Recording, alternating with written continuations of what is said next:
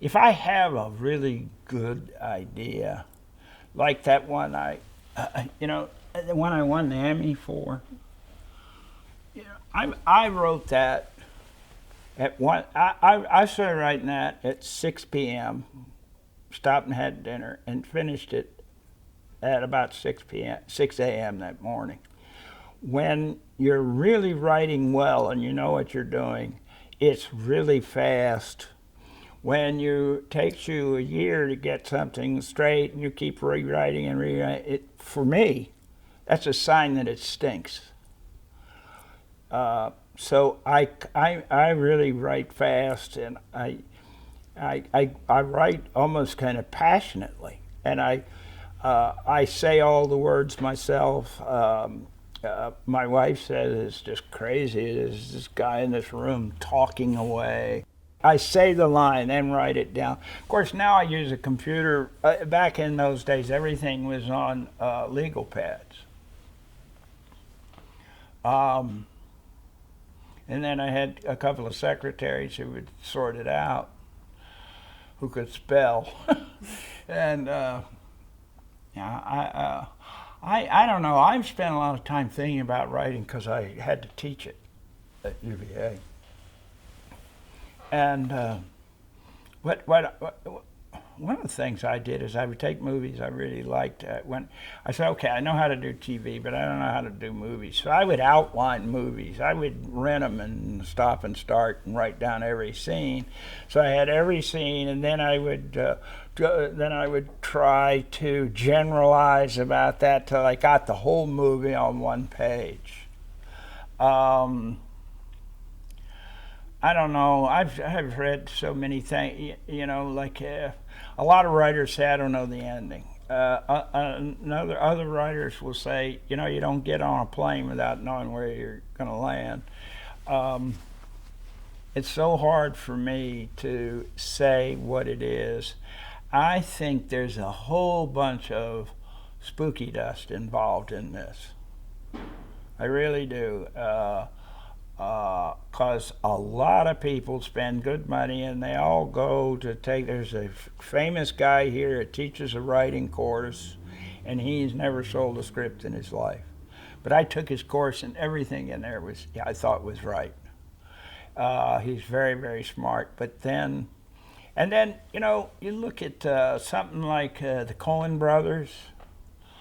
They've had a couple of misses, but usually not, and they are fantastic, and they break every damn rule of screenwriting. They'll have the main event happen off screen in No Country for Old Men. Their big shootout you don't see. They're amazing, and I really respect that. And I think Woody Allen he's Woody Allen, and it's not like any kind of formula or anything that I could tell you about his movies. It's fortunately, it remains mysterious. I like that, and now we're going through a period of computer animation, and it's all.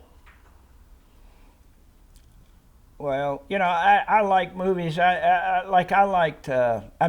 are all so alike that one got wonderful reviews because the characters actually were funny, which of course is the cheapest thing you can do to a movie is make it funny.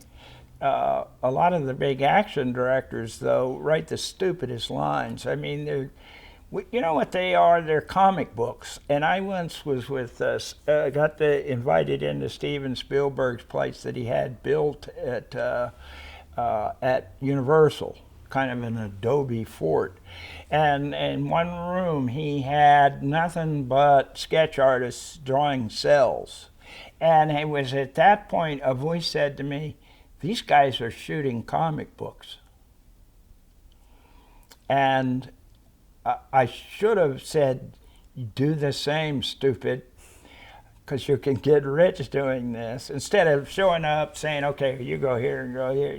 That wouldn't do for Curb Your Enthusiasm or something, but it's perfect for big tent movies, and they're shooting comic books, and they shot comic books, and then they started actually shooting the comic book characters. None of that is of interest to me. And I've noticed too that stuff getting blown up, it really has a shelf life. I don't think people are impressed with that.